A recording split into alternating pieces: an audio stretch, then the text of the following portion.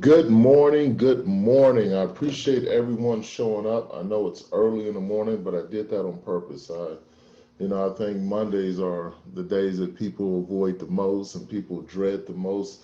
So I wanted to get Mondays, get your week started off right, get yourself motivated, if you will, and also just provide some information, right? Monday morning check-ins.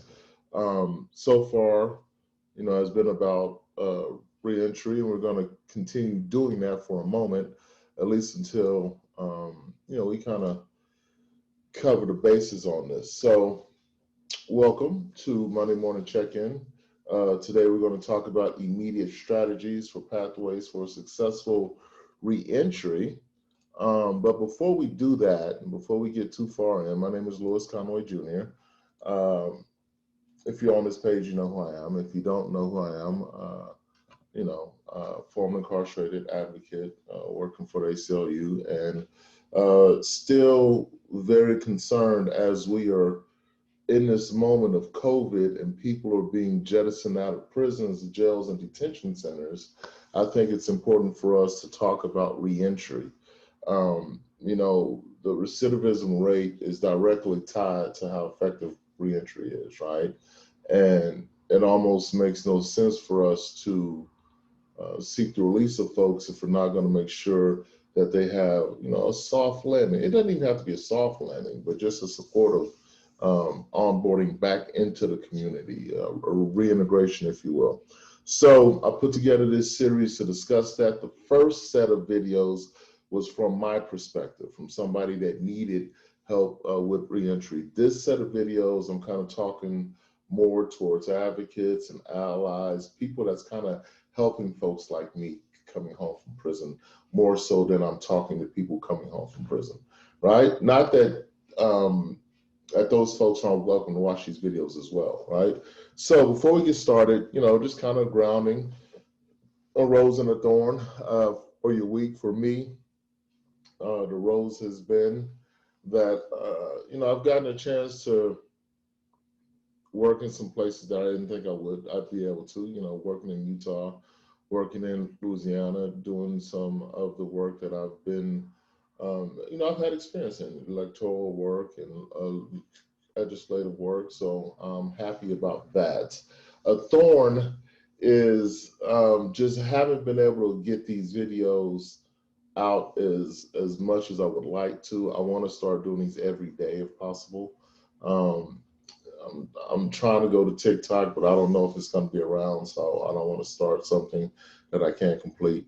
So anyway, Rose and the Thorn, just kind of setting the groundwork. So this new series that we're putting together, that we're calling Successful Reentry, this new video series, building pathways for successful reentry. We're targeting allies, organizers, advocates, and comms directors, right? Because we got to begin to talk about the language that we're using. But to kind of center the conversation, all of our efforts, right, relating to reentry should be aimed at one objective, and that's advocating for access to support, um, safe transitional permanent housing where possible, food and basic necessities. We need the appropriate mental and physical health services, and folks need financial support, right, for the individuals and the communities to which they will return. So this particular series, the first video I kind of gave you an overview. We're going to dive down today into strategies. We're going to go into advocacy next week and language in the week after that. Um, but these strategies are important, right? It's supporting the center of Black and Brown people from directly impacted communities. I mean, that's just going to be crucial. And as we go through this video, you're going to see that I'm going to lean on that because it's very important to engage the experts, folks that have been through the system, folks that have been failed out of the system, folks that have relied on the system, folks that have, have a lived experience with the system. And I like to consider those folks experts. And I think the more we wrap our minds around those folks being experts, the more it's easier, the easier, I should say, it is for us to bring those folks into the conversation earlier, all right? Before I go any further, though, I want to debrief that last video. If you have any comments or suggestions, please leave them. It doesn't look like it's gotten a lot of views, so if you can, share it around. If you haven't subscribed already, please subscribe, share these videos out. Share it with your network, right? If you're involved in reentry, if you're working in reentry, if you're advocating for folks in reentry or you're organizing with reentry, make sure you share these videos. And next set of videos, I want to bring people on that is involved in the work, and we'll have a two-way conversation. But I just kind of want to set the stage for those conversations first. So please leave comments and suggestions. Share with your network, please. All right. If you haven't done so already, go ahead and subscribe. Hit that bell. Get your notifications when we drop new videos. All right. So let's get into it. All right. So these immediate strategies, as folks are being jettisoned out of prison right now in this COVID era, I think we need to be urgent in our thinking and urgent in our strategies and our tactics, particularly in this moment, if not overall, but definitely in this moment. You know, I feel like there's some immediate strategies, and I want to give a shout out to all my ACLU colleagues too. I'm pulling a lot of what I'm sharing with you from an internal document that we put out, COVID reentry in the COVID era. So I want to make sure I give those folks credit, because all of this isn't mine. Some of it is. I was involved with the project, but I want to give those kudos out. So anyway, you know, we want to bring experts, stakeholders, and partners together early. You know, as you heard me say, one of the most important steps we can take is to form these meaningful relationships with partners and folks who have direct experience with reentry. You know, we got to ask questions how we can support them. When I came home from prison, my parole officer never once asked me how could he support me, right? My family didn't know how to ask that question. The community wasn't situated in a way that reentry was as important as, I guess, policing, right? Or as important as property taxes in my case, because I'm from Austin, Texas. So when I came home, people were talking about property taxes, not reentry, right? So as we bring those stakeholders and partners together, we want to engage the experts to find reentry solutions. You know, I've always said that people are experts in their own conditions, and people who have experienced reentry, they should be engaged at the beginning stages of all of our reentry efforts. We can't wait till we have crafted a plan and then say, here, execute this plan. They have to be part of the planning. You know, when I was brought in to some of the campaigns I was brought into, I was brought in to execute a plan that had already been designed, and I saw faults in it that could have been fixed had I been at the table sooner. So when we're thinking about reentry solutions, and we're thinking about solutions, not services, when we're thinking about solutions, we want to bring those folks in who are most experienced and have the most expertise, right? And this includes family members, this includes loved ones, and community partners. I think now that my family has been through reentry, that they can tell you what went wrong and what went right and what I needed, right? So we need to look to those folks as we are thinking about how can we, you know, bring folks in sooner, you know. So this immediate strategy, right? This is an immediate moment where folks are needing reentry services. Folks need driver license. Folks need transportation, right? And in some cities where mass transportation isn't how it is in New York, New Jersey, or the larger cities, if you're in Texas where you have to have a car, driver license, like you have to have a driver license. So we got to figure out ways to get people an ID. We got to figure out ways to get folks a driver license. And we also got to begin to address those fines and fees that are keeping people from getting a driver's license. And we'll talk about that and the advocacy part of it. next set of videos. So I just want to make sure we kind of set the ground on that. Those are the buckets that we'll be working with. And, we're going to kind of go through those step by step. So the first one is bringing expert stakeholders and partners together. There's countless issues and challenges that will arise as people return to their community unexpectedly. When I made parole, I knew I was going home at some time, but I didn't know the exact date. So when I was called for parole, it was a complete shock to me. I was ready to go home, but I wasn't prepared to go home. Like, I say that in a different way. I was prepared in the sense that I shouldn't have been in prison in the first place, right? Folks shouldn't be in these cages in the first place. So prepping for me, they send you through this little pre-release course that really doesn't address the core issues of skills, support, and shelter. Some people never had a checking account before they went to prison. Some folks have never paid rent. Some folks have never filled out an application. And so then you consider when folks come home now in this digital age where emails and Venmo accounts and social media, there's just a whole brand new world that we have to appreciate when folks are coming home. So when we think about reentry, we need to look at folks who have been through that process, right? And we got to bring those folks together.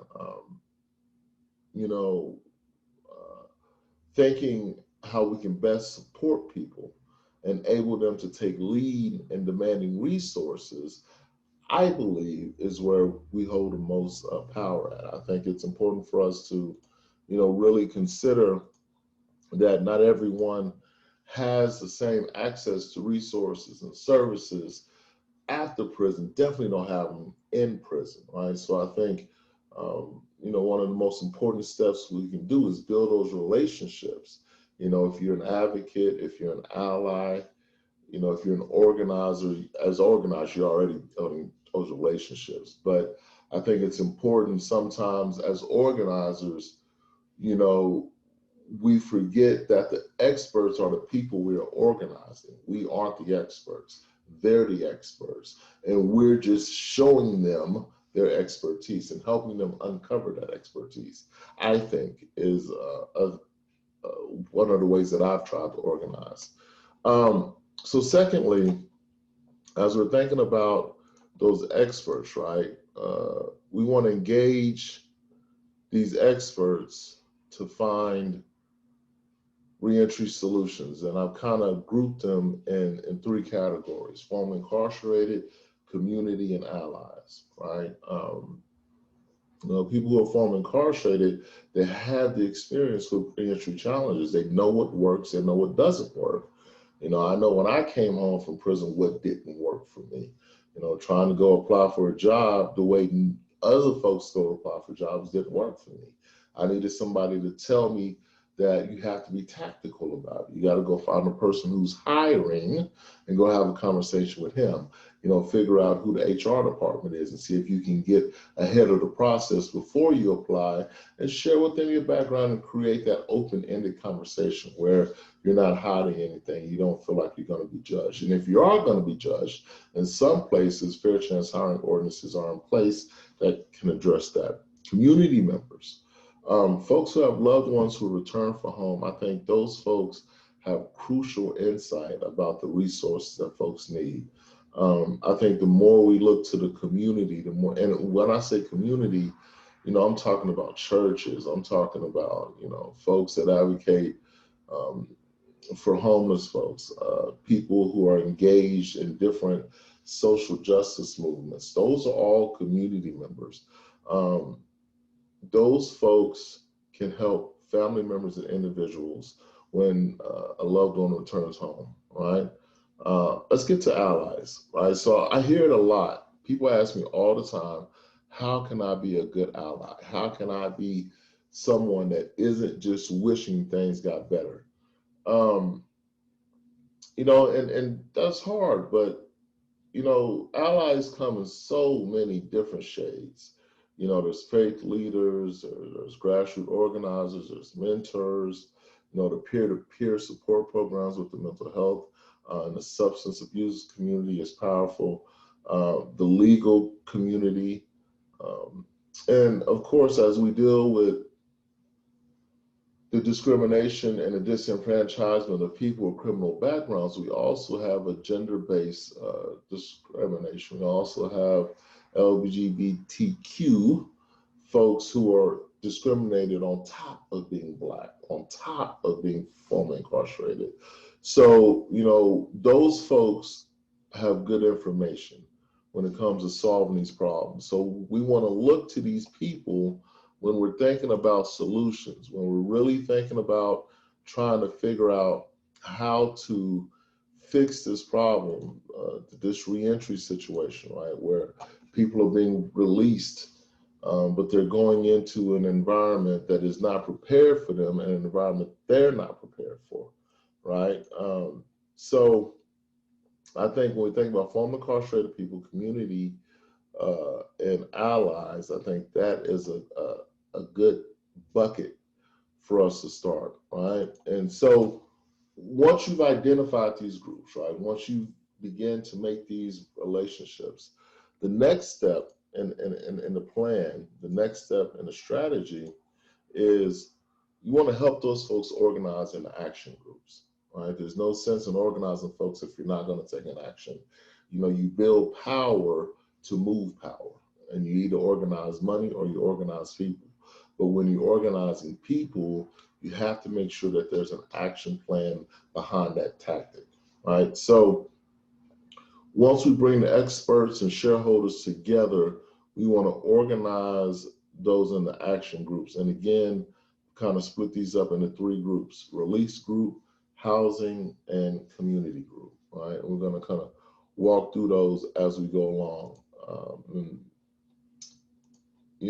Those action groups are going to be responsible for making sure that we're able to fight in a way for people that they have a successful reentry. And organizing is just the best way to do that. So the first group, the release group, this group is a group that should meet daily, right? If you're going to lead this effort, if you're in your city, your state, or your coalition, you want to get this group together daily, and they want to meet with people and talk with folks as soon as they are released. This group would go through the roster of folks that they have access to. So what's important about this release group, before I get ahead of myself, you want folks who are kind of system-based, right? You want public defenders, social workers, folks that work within the system, folks that might have access to a prison roster of folks that's coming home, so you can begin to outreach early, right? So this group would go through that roster and identify people eligible for release, coordinate their initial release plans before their release. Where are they going upon release? How will they get there? What will they need for the first 72 hours? Or whatever the appropriate time frame after release. And ideally, as I said, this group would include public defenders, social workers, jail and prison detention staff, medical staff, pretrial services, corrections. I think we don't put enough pressure on the Department of Corrections to provide the type of aftercare that folks need. And we also want to definitely tap into probation and parole. Again, as I said, my parole officer, he had no clue what kind of issues I was dealing with. All of his concern was that I stayed employed and I stayed clean. Not realizing that I was unemployable, and the reason why I couldn't stay clean is because I was dealing with trauma that I hadn't dealt with in prison, and I didn't have access to health care, which means I didn't have access to any services, right? So the next group we want to talk about, as you heard me say, skills, support, and shelter, right? Housing is, right behind employment, housing is next, right? You can't maintain employment without housing. You can't maintain housing without employment. So it's the egg and the chicken and the chicken and the egg. It's just, you can't have one without the other. Um, this group is intended to address the immediate need of people leaving jail, prisons, and detention centers. In the long term, it may be important to form other types of reentry groups that can address other issues. These could include restorative justice groups, and access to credit group, and access to employment group. Parole, probation officer, law enforcement officers, they should be included because they are part of what creates the problem. So because post-conviction people may be serving a sentence with parole or probation conditions of release, we want them to view their responsibility as assisting successful release and reentry. We just don't want cops, probation, parole officers to be centered on sending people back to prison for a violation, right? And this housing group, I think this housing group can include public housing authority officials, right? I think affordable housing is going to be important, but also intersecting with the people that have access to how to apply for Section 8, how to apply for your local housing if you have affordable housing in your city or town or county. You want to engage the people that advocate for tenants in public housing. Right? We want to bring those people in because they're familiar with the system, they're familiar with the process. Grassroots tenant organizers, right? Folks who are organizing around, conditions of housing or access to housing. We want to bring all the grassroots tenant organizers in. We want direct service agencies who represent tenants. We want public health experts who can suggest and evaluate distancing and hygiene protocols in any available housing. Plus, you want to make sure that, when I was on parole, your parole officer could show up at any time. So I believe having public health experts involved in this housing group can help us create a healthy environment for not only the released individual, but their family, their children, and ultimately our community, right?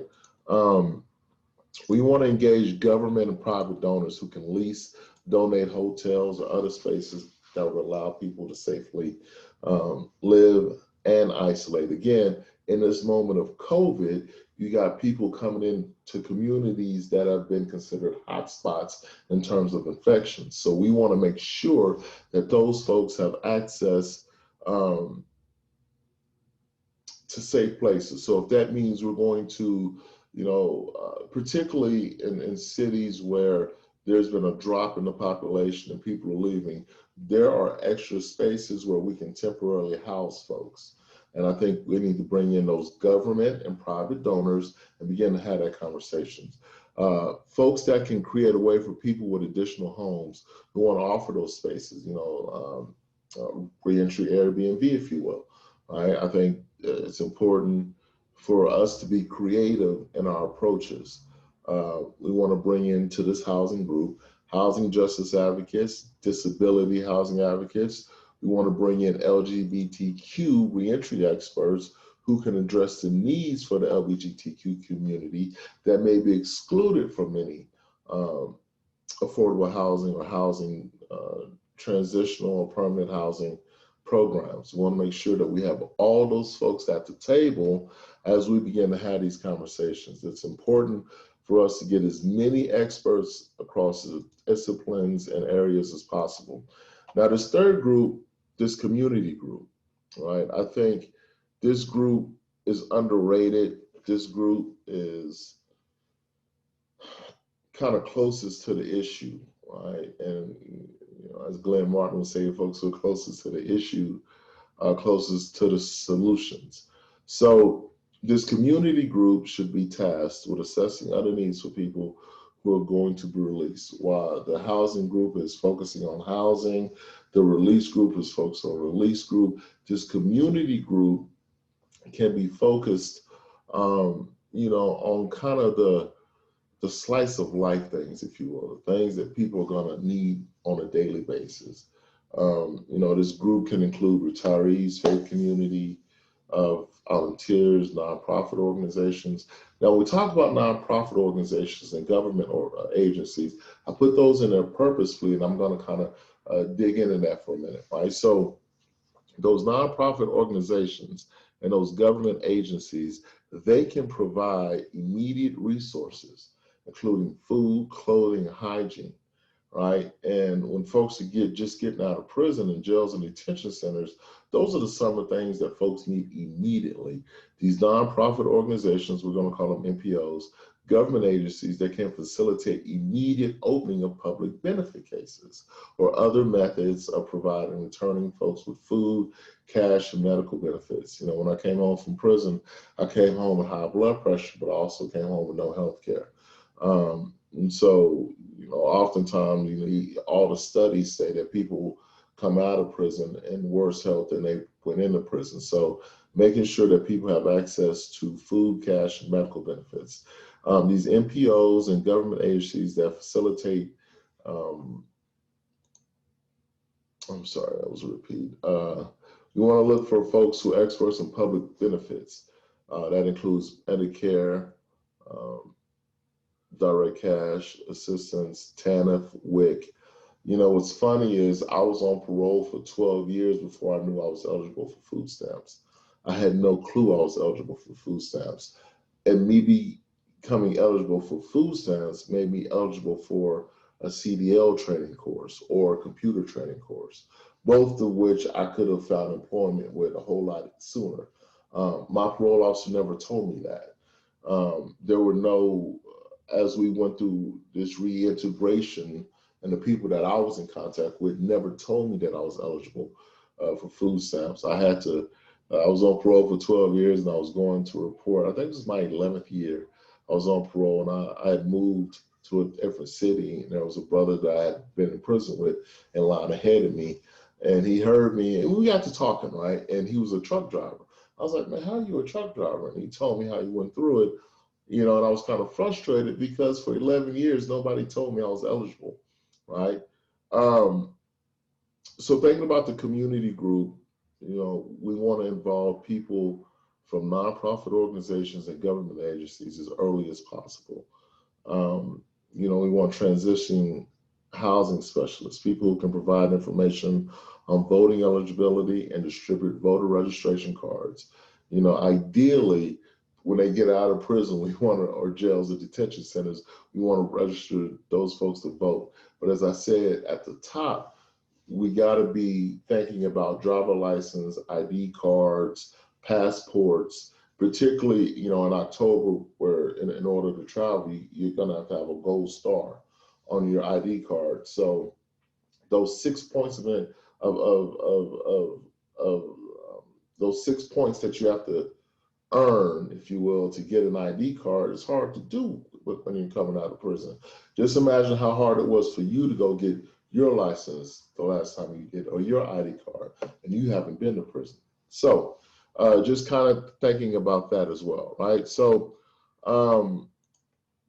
you know, as we think about what role we play, where do you fit in the cycle? You know, are you an organizer? Are you an advocate? Are you an ally? You know, I'm going to provide this slide deck in the link for the Reentry download. So if you want to get the slide deck, it'll be available to you. So, but I want you to think about, where do you fit in the cycle of reentry? Are you in the housing group? Are you in the release group? Are you in the community group? Or are you organizing those folks, right? As we dig into advocacy next time, we'll talk more about the roles, right? So every Monday morning, we're going to do this, 8 a.m. I appreciate you guys hanging out with me. I know there's a lot of information, and I have to kind of, because I don't want to make these too long, right? Because you're not going to sit and hold your phone forever. So I want to make these as quick as possible, but as informative as possible too. So if you need to go back to them. So every Monday morning, make sure you guys check in with me. If you haven't done so already, like, subscribe, share this information, leave comments. If I'm missing anything, make sure, don't be hesitant to tell me. You know, if I'm not talking about what you think I should be talking about, if you think there's other points that I need to be hitting, and also give me some suggestions of folks I should have on here next month when we talk about reentry and the folks that are actually working in reentry.